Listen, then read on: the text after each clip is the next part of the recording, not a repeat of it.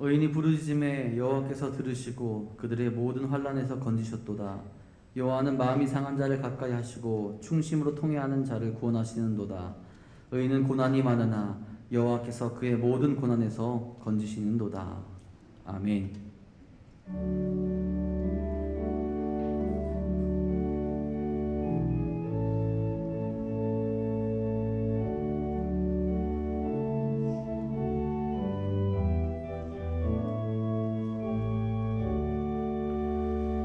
하늘에 가득 찬 영광의 하나님, 온 땅에 충만한 존귀한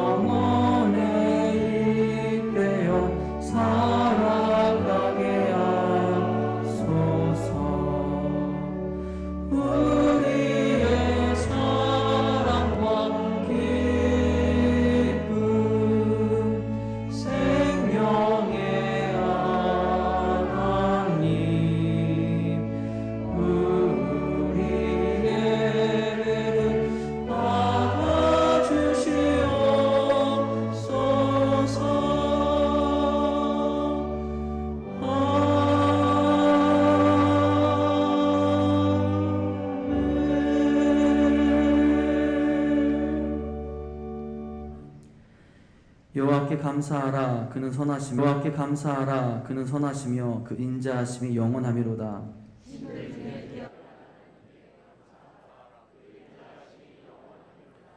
주들 중에 뛰어난 주께 감사하라 그 인자하심이 영원하미로다.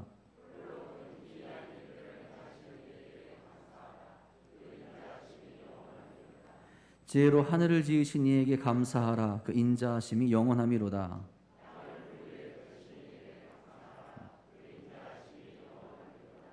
큰 빛들을 지으신 이에게 감사하라 그 인자하심이 영원하미로다.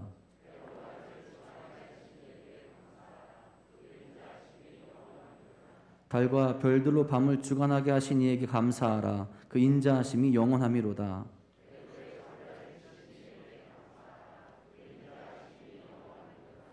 이스라엘을 그들 중에서 인도하여 내신 이에게 감사하라 그 인자하심이 영원하미로다.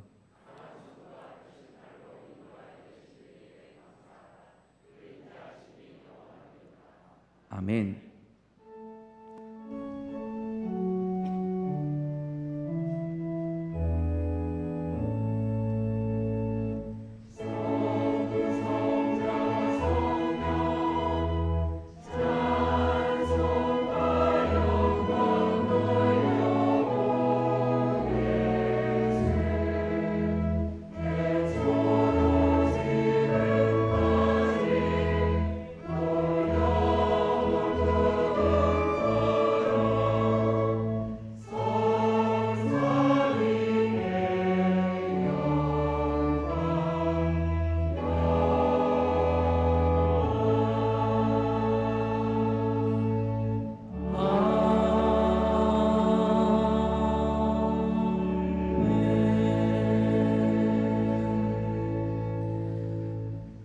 전능하사 천지를 만드신 하나님 아버지를 내가 믿사오며 그 외아들 우리 주 예수 그리스도를 믿사오니 이는 성령으로 잉태하사 동정녀 마리아에게 나시고 본디오 빌라도에게 고난을 받으사 십자가에 못 박혀 죽으시고 장사한 지 사흘 만에 죽은 자 가운데서 다시 살아나시며 하늘에 오르사 전능하신 하나님 우편에 앉아 계시다가 저희로서 산 자와 죽은 자를 심판하러 오시리라.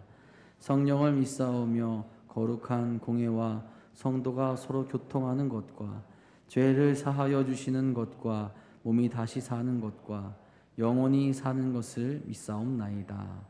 아멘.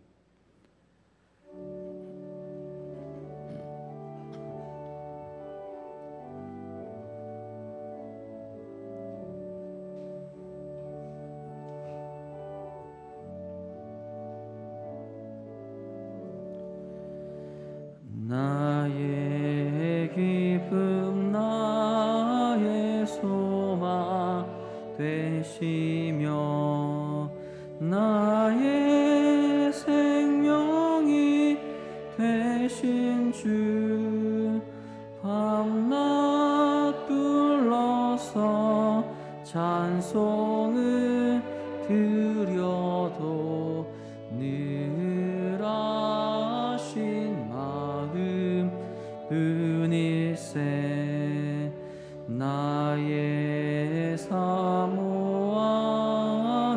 선한 목자는 어느 꽃다운 동산에 양의 무리와 늘 함께 가셔서 기쁨을 함께 하실까.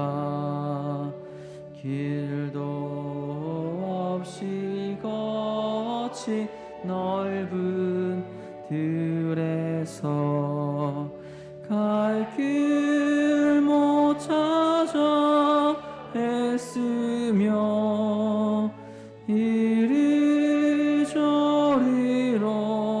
헤매는 내 모양 저 원수 조롱하도다. 주의 자비롭고 화평한 얼굴 모든 천사도 반기며 주의 놀라운 진리의 말씀에 전지가 하도다.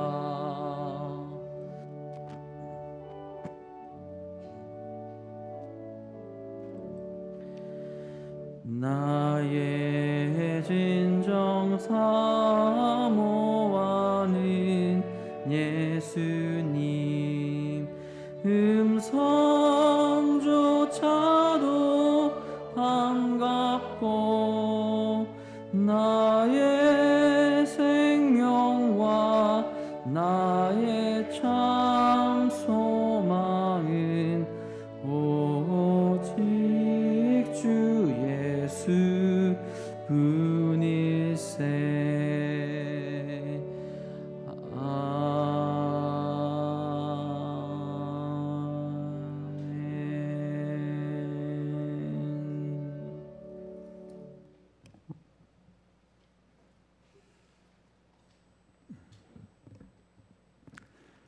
사랑과 은혜의 하나님 아버지, 코로나의 재유행과 경제적 어려움 속에서도 주님의 품 안에서 안전하게 지켜주시고 성일을 맞아 하나님을 찬양하며 예배드리게 하시니 감사드립니다.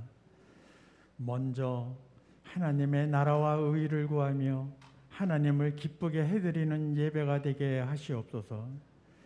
이 시간 찬송하며 기도할 때 또한 말씀을 들을 때 성령님이 임재하여 만나주시고 역사하시어 각자의 소원과 기도의 제목들을 어루만져 주시는 응답의 예배가 되게 하시옵소서.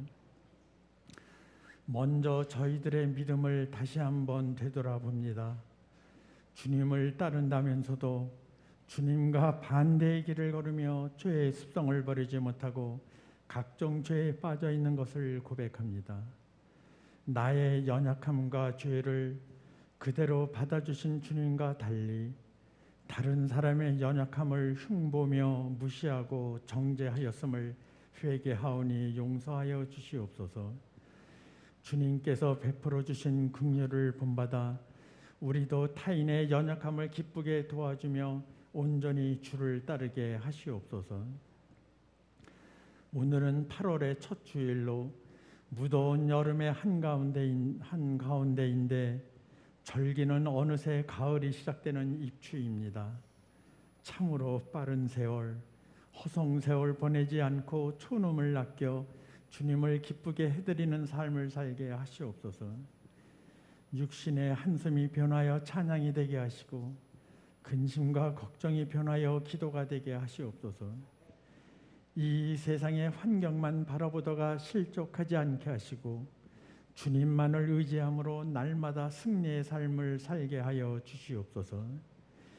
치료의 강선이 되시는 주님, 여러 가지 질병으로 고통 중에 있는 성도들을 일일이 다 기억하여 주시고 주님의 능력의 손으로 어루만져 하루속히 완전한 회복을 허락하여 주시옵소서. 주님, 이 나라를 긍휼히 여겨 주시옵소서. 우크라이나 국민들이 전쟁으로 겪고 있는 고통을 보며 나라의 안전과 평화가 얼마나 귀한지 세상 깨닫습니다. 참으로 고통스러웠던 일제와 6.25 전쟁을 순국 선녀들의 거룩한 희생과 하나님 아버지의 강권적인 역사하심과 도우심으로 극복하게 하시고 처참하게 폐허가 된 조국이 세계의 유례가 없는 눈부신 경제 발전을 이루어 이제 세계 10위권의 경제 대국이자 선교 1등국이 되었습니다. 이 모든 것이 하나님의 은혜입니다. 이 나라 이 백성들이 영원히 하나님의 은혜를 잊지 않게 하시고 말씀을 굳게 붙잡음으로 번영이 지속되게 하시옵소서. 모든 유정자들이 먼저 하나님을 경외하고 자유민주주의를 수호하며 국민을 섬기게 하시옵소서.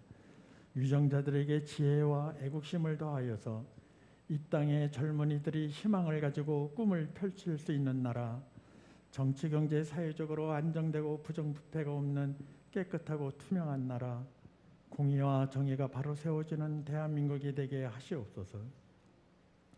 말씀을 전하실 목사님께 성령 충만하시어 영육간에 강건케 하시고 말씀의 권능을 베풀어 주시어 귀한 생명의 말씀, 진리의 말씀을 전하시기에 부족하지 않도록 주장하여 주시옵소서. 갈급한 심령들에게 단비가 되어 담대한 믿음의 열매를 맺게 하시옵소서. 찬양대를 비롯하여 예배를 위해 수종드는 모든 분들을 주님의 크신 은혜와 복으로 채워 주시옵소서.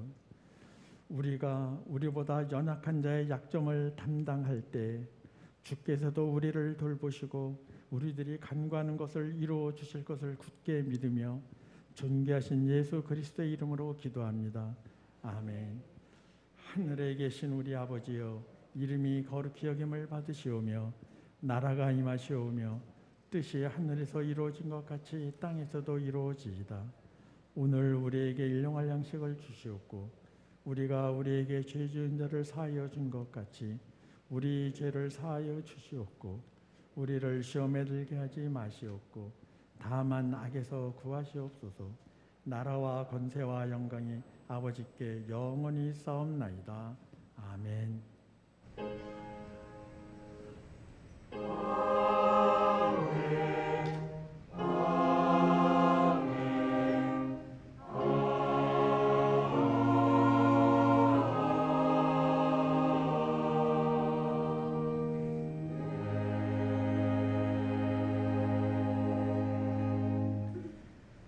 교회 소식 전해드리겠습니다. 우리 다음 주일은 광복 기념주일로 함께 기억하며 예배합니다. 아울러 다음 주일 2부 및 3부 예배 때는 찬양 예배로 함께 예배합니다. 오늘 오후 예배는 1시 30분에 성경 아카데미로 모이게 됩니다. 다음 주일 3부 예배 후에 우리 구역회로 함께 모이도록 하겠습니다. 여름행사 중구동부 여름수련회와 성북지방연합성회를 은혜 가운데 잘 마쳤습니다. 끝까지 기도해 주시고 응원해 주신 분들께 모두 감사를 드립니다. 청년부 여름수련회가 다음 주일부터 화요일까지 진행됩니다. 위에서도 끝까지 기도해 주시기를 부탁드리겠습니다. 이외의 교회 소식은 주보로 참고하시기 바랍니다. 오늘 이 시간 우리에게 주신 하나님의 말씀은 로마서 15장 1절부터 13절까지의 말씀입니다. 페이지는 신약성경 260페이지에 있습니다. 다 함께 일어나셔서 하나님의 말씀을 한 목소리로 받들어 읽도록 하겠습니다.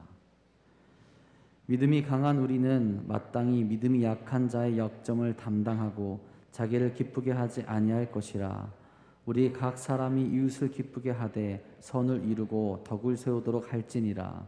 그리스도께서도 자기를 기쁘게 하지 아니하셨나니 기록된 바 주를 비방하는 자들의 비방이 내게 미쳤나이다 함과 같으니라. 무엇이든지 전에 기록된 바는 우리의 교훈을 위하여 기록된 것이니 우리로 하여금 인내로 또는 성경의 위로로 소망을 가지게 함이니라. 이제 인내와 위로의 하나님이 너희로 그리스도 예수를 본받아 서로 뜻이 같게 하여 주사 한 마음과 한 입으로 하나님 곧 우리 주 예수 그리스도의 아버지께 영광을 돌리게 하려 하노라. 그러므로 그리스도께서 우리를 받아 하나님께 영광을 돌리심과 같이 너희도 서로 받으라. 내가 말하노니 그리스도께서 하나님의 진실하심을 위하여 할례의 추종자가 되셨으니 이는 조상들에게 주신 약속들을 견고하게 하시고 이방인들도 그 긍휼하심으로 말미암아 하나님께 영광을 돌리게 하려 하심이라. 기록된 바 그러므로 내가 열방 중에서 주께 감사하고 주의 이름을 찬송하리로다 함과 같으니라. 또 이르되 열방들아 주의 백성과 함께 즐거워하라 하였으며 또 모든 열방들아 주를 찬양하며 모든 백성들아 그를 찬송하라 하였으며 또 이사야가 이르되 이새의 뿌리 곧 열방을 다스리기 위하여 일어나시는 이가 있으리니 열방이 그에게 소망을 두리라 하였느니라. 소망의 하나님이 모든 기쁨과 평강을 믿음 안에서 너희에게 충만하게 하사 성령의 능력으로 소망이 넘치게 하시기를 원하노라. 아멘.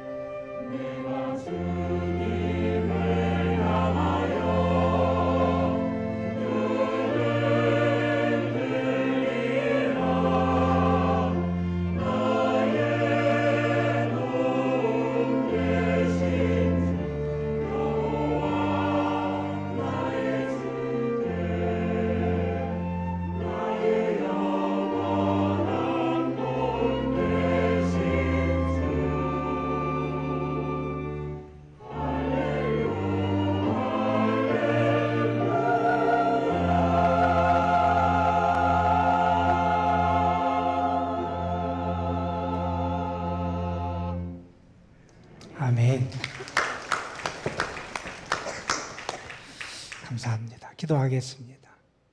참 좋으신 아버지 하나님, 우리가 이 땅에 살지만 우리의 눈을 들어 우리의 구원이 되시는 하나님을 바라보고 우리의 참 소망과 우리의 참 고향이 되는 하나님의 나라를 바라보고 우리의 눈을 들어서 하나님의 역사하심과 인도하심을 바라보고 그 하나님의 역사를 기뻐하며 감사하며 찬양할 수 있도록 은혜 베푸심에 감사를 드립니다. 이 시간 우리의 눈이 열려서 하늘 보좌를 바라보는 은혜도 있게 하여 주시고 우리의 눈이 열려서 하나님이 행하실 놀랍고 크신 역사를 바라보는 축복도 우리에게 임하게 하여 주시고 우리의 눈이 열려서 답답하고 괴로운 우리의 삶 그 너머에 이루어 가시는 하나님의 합력하여 선을 이루시는 역사를 바라볼 수 있는 믿음을 허락하여 주옵소서. 예배를 드리는 심령들을 기억하여 주시기를 원합니다. 연약한 심령들이 있습니다. 질병과 싸우고 있는 일이 있습니다. 우리 연로하신 성도님들이 있습니다. 하나님, 여러 가지 답답하고 어려운 문제 가운데 낙심하고 괴로워하는 심령들이 있습니다. 하나님, 저들을 기억하여 주시고 저들이 하나님을 만나게 하여 주시고 하나님께 모든 것을 맡길 수 있는 믿음도 주시고 주님이 주시는 평안함과 위로와 소망을 붙잡을 수 있도록 주님 인도하여 주옵소서. 주님이 계셔서 이겨내게 하여 주시고 믿음으로 승리하는 저희들 되게 하여 주시고 하나님이 나를 붙잡아 주심을 믿으면서 하나님의 능력으로 모든 시련과 역경과 유혹을 이겨낼 수 있는 주님의 사람들이 되게 하여 주옵소서. 오늘 예배 중에 그 능력을 힘입게 하여 주옵소서. 성령의 권능이 우리에게 나타나게 하여 주옵소서. 주의 사랑이 믿어지게 하여 주시옵소서. 하나님의 섭리의 역사를 믿을 수 있는 믿음이 우리에게 굳건하게 나타나게 하여 주옵소서. 하나님의 말씀을 전하고 듣습니다. 부족한 것을 가르쳐 주시고 하나님의 뜻이 온전히 선포될 수 있게 하여 주시고 사랑하는 성도들이 하나님의 말씀을 통하여 더 큰 하늘의 위로를 받게 하시고 저들의 삶이 참된 반석 위에 세워지는 귀한 축복의 역사가 나타나게 하여 주옵소서.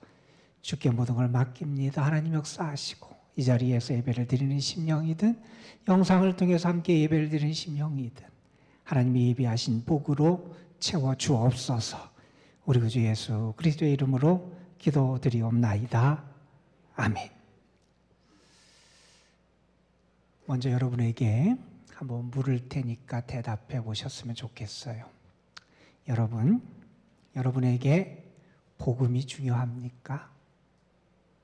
여러분에게 복음이 정말 필요합니까? 여러분은 여러분의 삶이 복음과 관계된 삶을 살아가고 있다고 생각하고 계십니까? 복음이 여러분에게 가치가 있고 복음의 역사가 나타나고 복음과 함께 살아가는 모습이 여러분에게 지금 나타나고 있습니까? 아니면 여러분은 다른 것이 여러분에게 더 중요하고 다른 것을 의지해서 살아가고 다른 것을 추구하며 살아가는 것이 여러분의 삶이라고 고백할 수밖에 없으십니까? 지금 우리는 로마서 말씀을 읽어가고 있고 거의 마지막 부분에 우리가 도달하고 있습니다. 로마서 전체의 주제를 한 단어로 우리가 선정하고 꼽는다고 한다면 아마 그 단어는 복음이라는 단어가 될 겁니다. 바울은 로마서에서 우리에게 복음에 대해서 선포합니다. 복음이 우리에게 어떤 역사를 가져왔는지, 복음의 능력이 무엇인지, 그 복음이 우리의 삶을 어떻게 변화시켜 가는지를 우리에게 전해주고 있습니다. 복음, 말 그대로 복된 소식이고 성경이 우리에게 말하는 복음은 예수 그리스도를 통하여 예수 그리스도의 십자가를 통하여 우리가 죄사함을 받고 예수 그리스도를 믿음으로 하나님께 의롭다 하심을 입고 예수 그리스도를 믿음으로 우리가 하나님의 자녀가 되었다는 소식을 선포하는 게 복음의 내용으로 우리에게 전해지고 있습니다. 복음에는 하나님의 능력이 나타난다고 바울이 선포하지요. 복음 가운데서 하나님의 의가 드러난다 그랬습니다. 그래서 복음으로 우리는 구원을 얻고요. 복음을 통해서 우리는 하나님에 의해서 의롭다 하심의 은총을 경험하게 됩니다. 여러분, 죄로 인해 우리에게 주어진 모든 저주를 끊을 수 있고 새로운 삶을 살아갈 수 있는 능력이 복음 안에 있다는 겁니다. 우리는 그 복음을 믿습니다. 우리는 그 복음을 의지합니다. 우리는 그 복음을 따라 살아갑니다. 우리의 삶이 복음의 능력이 나타나는 삶이 되어야 한다는 것, 우리 믿음의 사람의 분명한 삶의 모습일 겁니다. 여러분은 어떠세요? 여러분의 삶이 정말 복음과 관계가 있으십니까? 바울이 고린도전서 15장에서 그가 사람들에게 전하고 그가 온 세상을 돌아다니면서 전파하는 복음에 대해서 이렇게 설명하고 있습니다. 그가 전하는 복음이 무엇이냐? 성경대로 그리스도께서 우리 죄를 위하여 십자가에서 죽으시고 예수님께서 장사 지낸 바 되었다가 성경대로 사흘 만에 다시 살아나신 것이 복음이다. 이렇게 전합니다. 다시 말해서 복음은 예수 그리스도고 예수 그리스도의 사건 자체가 우리에게 복음이 된다고 선포하고 있는 거죠. 우리에게 분명한 사실이 있습니다. 우리 신앙인의 삶은 복음에 의해서 결정이 된다는 겁니다. 우리의 삶에서 복음을 떼어놓고 우리 신앙도 우리의 삶도 말할 수 없는 게 우리 신앙인의 삶이라고 말할 수 있을 겁니다. 우리는 지금 바울의 교훈을 읽고 있어요. 특별히 바울은 로마서 12장부터 하나님의 의를 경험한 사람, 하나님의 구원을 받은 사람이 어떻게 살아가야 하는지를 우리에게 교훈해 주고 있습니다. 하나님의 구원을 우리가 받았다는 거예요. 하나님의 은혜를 받았다는 거예요. 그 은혜를 받고 구원을 받았으면 우리의 삶에서 하나님이 나를 구원하신 것을 드러낼 수 있어야 된다는 겁니다. 하나님이 나에게 베푸신 은혜를 드러낼 수 있어야 된다는 겁니다. 하나님에 의해서 의롭다 하심을 입었으면 그 하나님의 의를 우리의 삶에서 드러내는 삶을 살아갈 수 있어야 한다고 가르칩니다. 그렇게 살아가도록 바울 사도는 아주 구체적인 여러 말씀 그리고 아주 다양하고 그리고 아주 실제적인 가르침들을 성도들에게 주고 있어요. 그러한 바울의 구체적이고 실제적인 모든 가르침들의 근거가 되는 건 뭐냐? 그것 역시 복음이라고 하는 사실을 우리가 발견하게 됩니다. 바울은 복음을 전해요. 그리고 복음 속에 담긴 예수 그리스도를 우리에게 전해요. 그리고 복음 자체이신 예수 그리스도가 보여주신 삶을 우리에게 전합니다. 그리고 예수 그리스도를 통해서 나타난 것이 무엇인지를 우리에게 전해줘요. 그 복음을 알고 그 복음에 의해서 살아가도록 교훈하고 있다는 겁니다. 지금 우리가 읽고 있는 맥락에서 교회에 어려움이 있었던 것을 우리는 알게 돼요. 로마 교회의 먹는 음식의 문제 때문에 그리고 특정한 날을 지키는 문제 때문에 교회 간의 갈등과 긴장과 어려움이 있음을 우리는 알게 됩니다. 바울은 그러한 것은 그렇게 중요하게 취급하지 않아요. 먹는 문제, 특정한 날을 지키는 문제는 각자의 양심과 취향에 따라서 결정하고 행해야 될 것이지 그것이 복음의 신앙의 본질적인 것은 아니다라는 것을 바울은 가르칩니다. 그러면서 바울이 관심하는 게 있어요. 바울이 지금 우선적으로 관심하는 것은 무엇이냐 하면 믿음이 약한 자, 믿음이 강한 자가 서로 하나가 되는 것을 원합니다. 서로 그리스도 안에서 하나가 되고 하나님의 교회를 세워나가고 성도들과의 관계가 온전한 관계로 세워지기를 바울은 기대합니다. 그래서 이렇게 말하지요. 믿음이 약한 사람이건 믿음이 강한 사람이건 서로 간에 비난하거나 업신여기지 말라는 겁니다. 특정한 날을 지키는 문제든 아니면 어떤 음식을 먹고 먹지 않는 문제든 서로 간에 그 문제 때문에 상대방을 업신여기거나 비난해서는 안 된다는 겁니다. 이런 얘기를 하죠. 먹는 자는 먹지 않는 자를 업신여기지 말아라. 먹지 않는 자는 먹는 자를 비판하지 말아라. 왜냐하면 하나님이 그 형제 자매를 받아주셨다는 거예요. 내가 비판하고 내가 판단하고 내가 업신여기는 그 대상을 하나님이 받아주셨는데 어떻게 형제를 판단하고 어떻게 형제를 업신여기고 어떻게 형제를 비판하느냐는 겁니다. 이러한 가르침을 이어가는 바울은 오늘 말씀 15장 1절에서 이렇게 구체적으로 말씀을 권면으로 가르칩니다. 이렇게 권고합니다. 믿음이 강한 우리는 마땅히 믿음이 약한 자의 약점을 담당하고 자기를 기쁘게 하지 아니할 것이라. 이렇게 얘기합니다. 우리가 어떻게 해야 되느냐? 믿음이 강한 사람, 믿음이 약한 사람들의 약점을 그것을 비판하고 책망하는 게 아니라 오히려 받아주라는 겁니다. 내가 그 약점을 담당하라는 겁니다. 차이가 나요. 나의 믿음과 달라요. 나의 믿음의 확신과 다른 모습을 보여주는 사람이 있어요. 그러나 그 사람을 향해서 어떻게 해야 되느냐? 그 사소한 차이, 그 조그마한 차이 때문에 그 관계가 어그러져서는 안 된다는 거죠. 하나됨을 지켜가야 되고 하나님의 교회를 바로 세워가야 되고 서로 간에 하나 되는 모습을 이루어가야 한다고 가르쳐주고 있는 겁니다. 그런데 우리가 신앙생활을 하다 보면 이 서로 간에 나타나는 차이를 우리가 덮어주고 하나가 되는 게 쉽지 않다는 것을 우리가 고백할 수밖에 없지요. 왜 그것이 쉽지 않으냐? 우리가 신앙생활 하다 보면 그 차이가 자꾸 커 보여요. 별거 아닌데 사실은 크게 우리에게 뭐 이렇게 문제가 될 게 아닌데 자꾸 우리가 신앙생활하고 다른 사람과 관계를 맺다 보면 그게 커 보이는 거예요. 자꾸 확대돼 보여요. 그러다 보니 다른 사람을 판단하고 업신여기고 비판하는 그러한 모습을 우리가 띠게 되기도 된다는 겁니다. 교회 안에서 다양하지요. 어떤 일에 대한 입장이 다를 수도 있어요. 정치적인 색깔이 다를 수도 있어요. 우리가 그런데 그 모든 것을 받아들이지 못하고 하나 되지 못하는 이유는 다른 데 있지 않습니다. 우리가 자꾸 자기중심적인 생각의 함정에 빠져 있다는 거예요. 내 중심으로 생각합니다. 내 판단과 내 가치관과 나의 확신만을 붙잡고 내가 생각합니다. 여러분, 우리가 잊지 말고 기억해야 될 사실이 있습니다.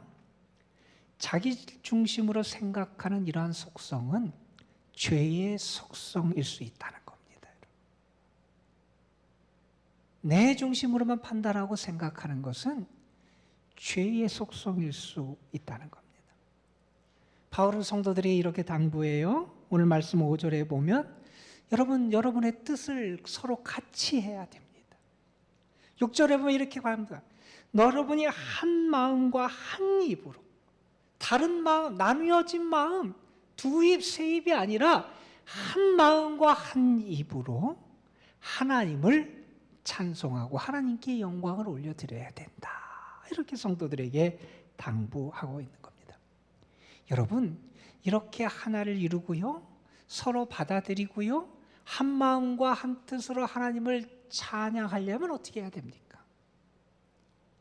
무엇이 바탕이 될 때 이러한 역사가 나타날 수 있을까요? 그 근거도 다른 것이 아니라 복음이라고 말할 수 있을 겁니다. 우리가 복음을 알고 복음의 핵심을 알고 복음으로 살아가게 될 때 우리는 하나님의 뜻을 이룰 수 있어요. 하나됨의 역사를 이룰 수 있어요.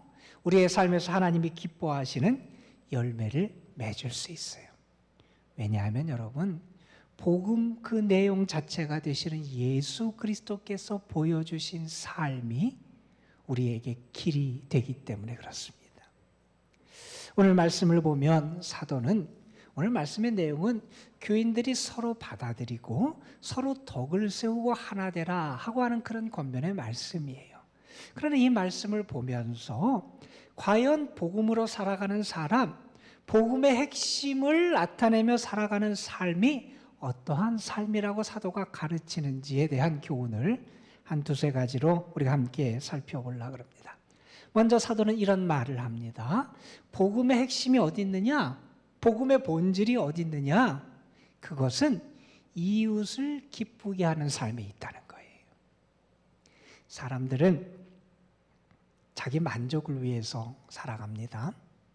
우리가 행하는 모든 것의 근본은 자기 만족과 기쁨을 이루고자 하는 우리의 기대와 열망의 뿌리를 받고 있습니다.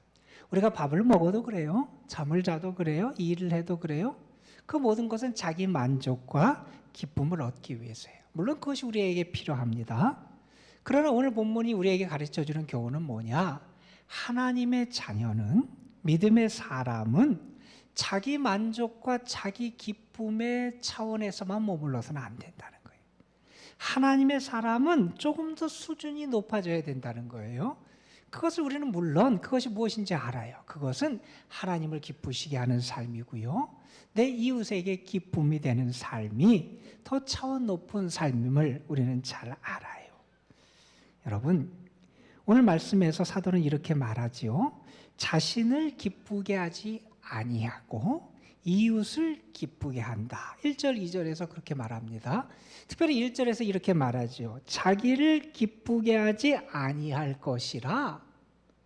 이 말씀을 누구에게 하냐면 믿음이 강한 사람들에게 합니다. 여러분, 어떤 문제나 일이나 어떤 사건에 대해서 믿음이 강한 사람이 있고 믿음이 약한 사람이 있어요. 서로 간의 생각이 달라요. 믿음이 강한 사람은 자기 확신이 있는 사람이에요. 세상이 무슨 얘기를 하든 다른 사람이 어떻든 나는 흔들리지 않을 확신이 있는 사람이에요. 내가 옳다고 생각하는 사람이에요. 믿음이 강한 사람, 자기가 옳다는 확신에 따라서 그것을 행해요. 왜? 그것이 내가 맞다고, 내가 진리라고, 내가 옳다고 생각하기 때문에 그것을 행합니다. 자기의 생각대로 행하게 됩니다. 자, 그러면 어떻게 되냐면 나는 기뻐요. 내가 확신대로, 내 가진 대로, 내 믿음대로 했으니 나는 기쁘고 내 만족이 돼요. 그러나 이렇게 일이 생긴다는 거예요. 나의 그런 행동 때문에 다른 사람이 마음에 근심을 하거나 시험에 빠지거나 실족할 수 있다는 거예요. 바울은 우리에게 당부합니다. 우리가 그때 선택을 해야 된다는 거예요. 나의 기쁨을 택할 거냐? 이웃의 기쁨을 택할 거냐? 우리는 그 순간 이웃을 기쁘게 하는 일을 선택할 수 있어야 된다는 거예요. 믿음이 강한 것은 내가 어떤 확신을 가지고 그것을 행하는 것을 통해서 나타나는 게 아니라 이웃을 기쁘게 하는 것을 선택하는 것을 통해서 내 믿음의 진가가 드러날 수 있어야 한다는 겁니다. 물론 신앙생활은 먼저는 하나님과 우리와의 관계에서 출발하고 비롯되지요. 그러나 신앙은 하나님과의 나의 관계가 이웃과의 관계로 덕을 이루는 열매를 맺게 하는 데서 그 성숙함이 나타나게 되어 있습니다. 바울은 1절, 2절에서 그렇게 말하지요. 우리는 어떤 사람이냐? 자기를 기쁘게 하는 게 아니라 이웃을 기쁘게 하며 살아간다. 그러기 위해서 선을 행하고 덕을 이루기 위해 애쓰는 것, 그것이 참된 믿음의 사람의 모습이다 하는 겁니다. 자, 그러면서 중요한 얘기를 합니다. 3절 말씀에서 사도는 우리가 이렇게 자기를 기쁘게 하지 않아야 될 이유를 설명해요. 근거를 설명해요. 왜 우리가 내 자신의 기쁨이 아니라 이웃의 기쁨을 선택해야 되느냐? 예수님이 그렇게 하셨다는 거예요. 우리 주 예수 그리스도께서 어떻게 하셨느냐? 자기를 기쁘게 하지 않으셨다는 거예요. 우리가 믿는 예수님, 우리가 구주라고 고백하는 그분은 어떻게 하셨느냐? 충분히 자기를 기쁘게 할 수 있는 상황, 자기를 기쁘게 할 수 있는 능력, 자기를 기쁘게 살아갈 수 있는 선택의 자유가 있으신 분이었는데 그분은 자기를 기쁘게 하지 않으셨다. 어떻게 하셨습니까? 자기의 목숨을 내어주셨어요. 다른 사람을 기쁘게 하고 살리기 위하여 조롱과 멸시와 비난을 받으십니다. 자기를 기쁘게 하지 않으셨다는 거예요. 우리에게는 예수 그리스도 그분의 모델이 있다는 거예요. 우리는 그분을 닮아가고 배워가야 된다는 거예요. 그게 예수님이 보여주신 삶이고 예수님께서 복음으로 우리에게 보여주신 믿음의 모습이라는 것.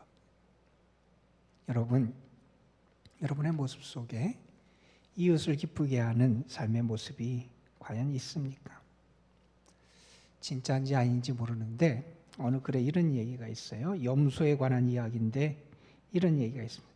염소들이 여름에, 더운 여름에는 서로 붙어 있고 추운 겨울에는 떨어져 있는데요. 이상하잖아요.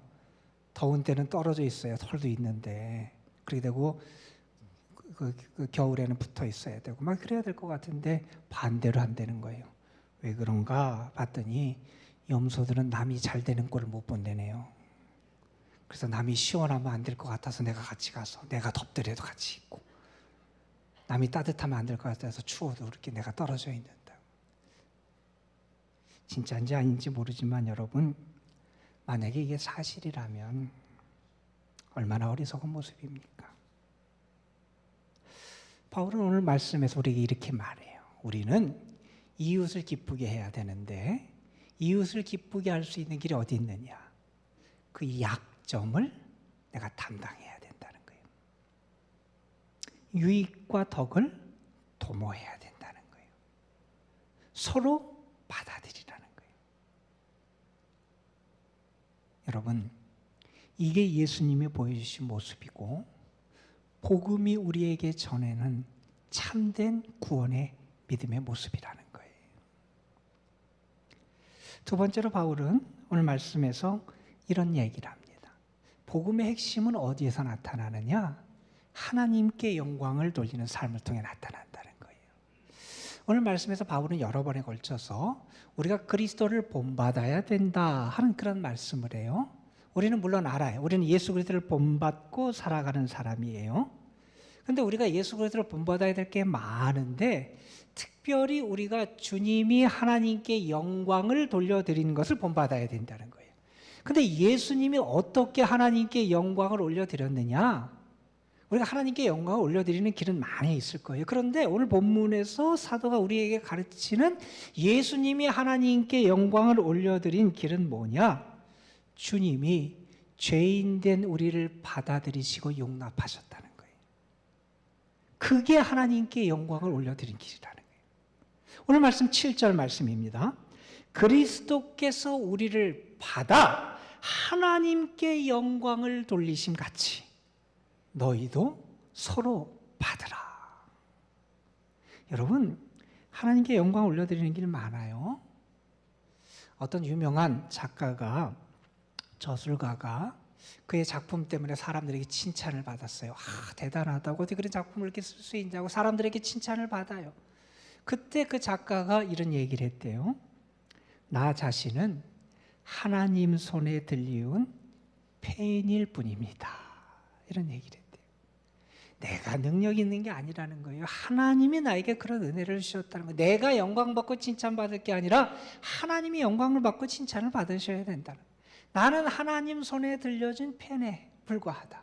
그걸 아는 거 얼마나 귀해요. 어느 분이 전쟁에서 승리하고 돌아와요. 사람들이 개선 장군을 환호하고 환호성을 울리며 사람들이 환호해 줍니다. 그때 이 사람이 이렇게 얘기합니다. 주님께만 영광을 돌리고 우리에게 승리를 주신 주님을 찬양합시다. 아주 멋있잖아요.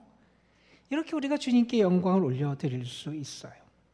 그런데 오늘 본문에서 사도는 우리가 하나님께 영광을 올려드리는 또 다른 길을 가르쳐줘요. 뭐냐 하면 서로 받아들이라는 거예요. 주님이 죄인된 나를 받아들이셔서 그게 하나님께 영광을 돌려드리는 것이 되었는데 왜 우리가 서로를 못 받아들이냐는 거예요. 우리가 서로를 받아들이면 그것이 하나님께서 영광을 받으시는 길이 된다고 우리에게 가르쳐줍니다. 예수님은 모든 활동과 사역을 통해서 하나님의 영광을 드러내셨어요. 하나님의 구원 계획에 순종하셨어요. 십자가의 길을 걸어가셨어요. 우리에게 하나님의 자녀가 되는 은혜의 길을 열어주셨어요. 우리로 하여금 은혜의 보좌 앞에 나아갈 수 있는 은총의 길을 열어주신 게 주님의 역사였어요. 주님은 십자가에 달려 돌아가실 뿐만 아니라 부활하셨어요. 그 모든 것을 통해서 하나님의 영광을 나타내 주셨어요. 그런데 예수님이 우리에게 보여주신 또 다른 하나님의 영광을 드러낸 길이 있었다는 거예요. 부족한 우리, 죄인된 우리를 받아주셨다는 거예요.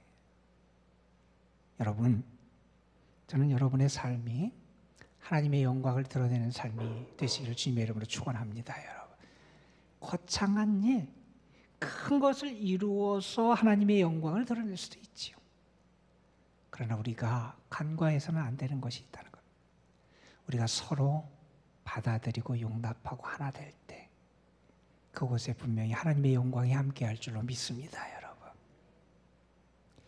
오늘 말씀에 보면 13절에서 사도는 이런 이야기를 합니다. 소망의 하나님이 모든 기쁨과 평강을 믿음 안에서 너희에게 충만하게 하사 성령의 능력으로 소망이 넘치게 하시기를 원하노라. 성도들을 축복해요. 뭐라고 축복하냐 하면 하나님이 여러분에게 소망을 넘치게 주시기를 축복합니다. 우리 믿음의 사람이 하나님에 대해서 아는 것은 정말 중요해요. 바울은 우리가 영광을 올려드릴 하나님이 어떤 분인지를 오늘 말씀에서 우리에게 가르쳐 주는데, 특별히 23절 말씀에서 하나님을 이렇게 표현하잖아요. 하나님은 어떤 하나님이냐? 소망의 하나님이다. 소망의 하나님이다. 우리에게 소망을 주시는 하나님, 우리의 참 소망이 되시는 분이 하나님이시다. 그 하나님이 우리에게 은혜를 주시고 복을 주시기를 원하는데 어떤 복을 주시기를 원하느냐? 소망이 넘치게 하시기를 원한다는 거예요. 소망이 넘치게 하시기를 원한다. 여러분은 하나님이 여러분에게 뭐를 넘치게 주셨으면 좋겠어요? 옥수수 좋아하시는 분은 옥수수를 넘치게 달라고 말씀하실 분도 있을 것이고, 물질이 필요한 분은 물질을 넘치게 달라고 하나님께 기도하는 분도 계실지 모르겠지만, 여러분, 소망이 넘친다는 것은 우리에게 진정한 축복이 됩니다. 여러분, 우리는 소망의 사람이에요. 다윗이 이렇게 고백을 해요. 주여 내가 무엇을 바라리요? 나의 소망은 주께 있나이다. 다윗이 얼마나 어려운 삶을 살았습니까? 도망자로 10여 년이 넘게 매일매일 자기의 그러한 생명이 위태로울지 모른다는 불안 가운데 살았던 것이 다윗의 삶이었어요. 그가 고백해요. 내가 무엇을 바라겠습니까? 나의 소망은 주님에게 있다는 것. 오늘 말씀 12절 말씀은 이사야서를 인용하는 말씀이에요. 이사야서의 말씀을 바울이 지금 여기서 인용을 합니다. 어떤 말씀이냐면 이런 말씀이에요. 이새의 뿌리 곧 열방을 다스리기 위하여 일어나시는 이가 있으리니 열방이 그에게 소망을 두리라. 이새의 뿌리, 열방을 다스리기 위해서 일어나시는 이는 메시아를 나타내고 그리스도를 나타내죠. 열방도, 이방인들도, 세계 사람들도 그분에게 소망을 둔다는 거예요. 여러분, 그분에게 소망을 두고 살아요. 그렇다면 우리는 어떻게 살아가야 돼요? 우리는 주님에게 소망을 두고 살아가는 존재예요. 복음 안에서 그 소망이 무엇인지 알게 돼요. 복음의 능력 안에서 참된 소망을 갖게 되는 게 우리에게 주신 하나님의 축복이라는 거예요. 저는 여러분이 다시 한번 소망을 갖는 주님의 사람들이 되시길 주님의 이름으로 축원합니다. 여러분, 우리가 복음을 알 때 우리에게 소망이 생겨요. 하나님이 나를 사랑하신다는 것을 알게 되고, 하나님이 내 기도에 응답하실 것에 대한 소망을 갖게 됩니다. 하나님의 의가 이루어질 것을 소망하게 됩니다. 의의 최후 승리에 대한 소망을 갖게 됩니다. 하늘나라에 대한 소망을 가지고 살아가게 됩니다. 그리스도께서 다시 오실 때 나를 맞아주고 내가 온전한 구원에 이를 것을 소망하며 살아가게 됩니다.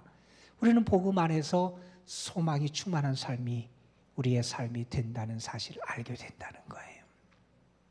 여러분, 복음이 우리를 구원한다 그랬어요. 그리스도인은 복음 안에 살아가는 사람이고 복음의 능력을 나타내며 살아가는 사람이 그리스도인이에요. 예수님이 복음이 무엇인지 우리에게 보여주셨고 참된 복음의 핵심과 삶이 무엇인지 우리에게 가르쳐 주셨어요. 바울은 오늘 말씀에서 그것이 성도들 가운데 이루어지길 원하는 거예요. 주님이 자기를 기쁘게 하지 않고 다른 사람을 기쁘게 하듯이 그 주님의 모습이, 그 복음의 능력이 여러분 가운데 나타나야 된다는 거예요.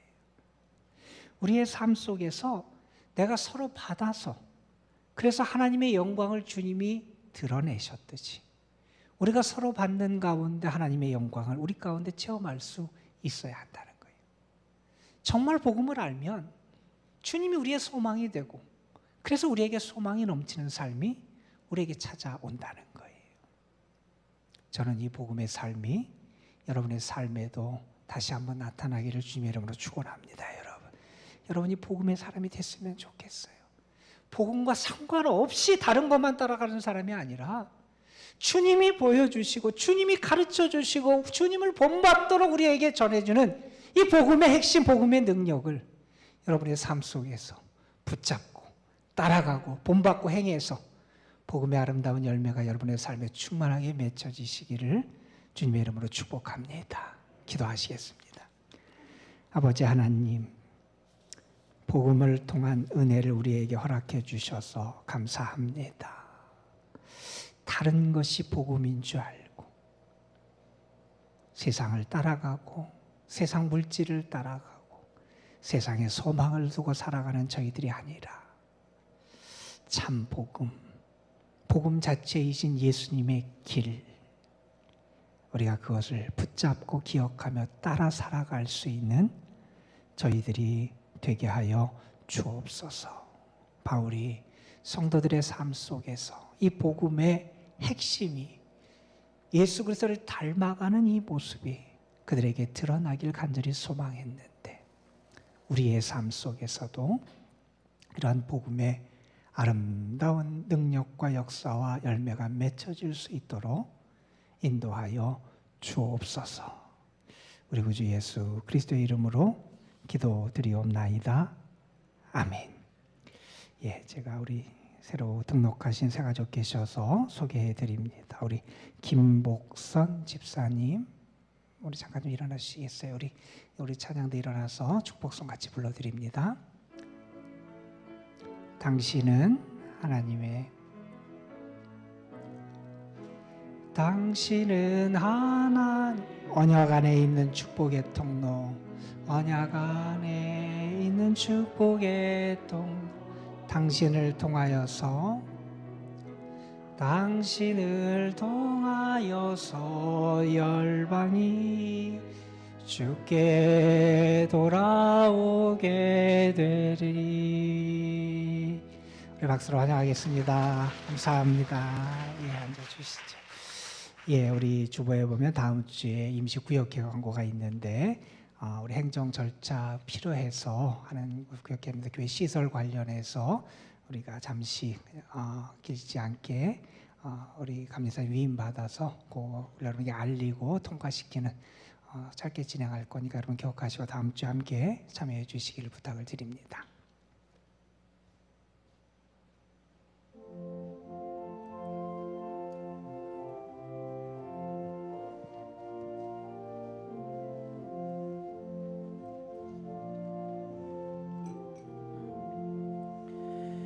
이 몸의 소망 무언가 우리 주 예수뿐일세. 우리 주 예수밖에는 믿으리라 주 없도다. 주 나의 반석이시니 그 위에 내가 서리라. 그 위에 내가 서리라. 무섭게 바람 부는 밤 물결이 높이 설렐 때 우리 주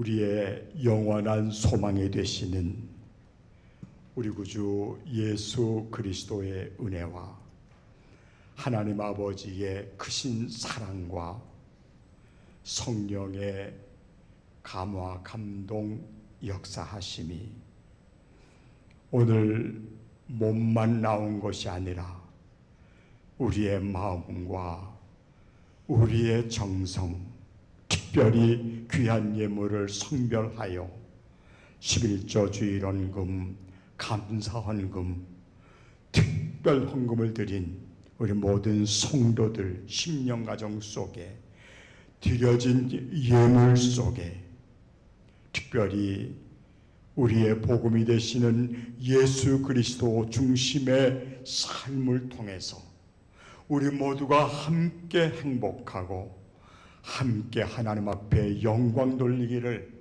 다시 한번 다짐하는 우리 도남동 교회 모든 성도들 심령 가정 위에 특별히 우리에게 허락하신 이 아름다운 나라 우리의 조국 대한민국 위에 이제로부터 영원토록 함께하여 주시옵기를 우리 구주 예수 그리스도의 이름으로 간절히 축원하옵나이다.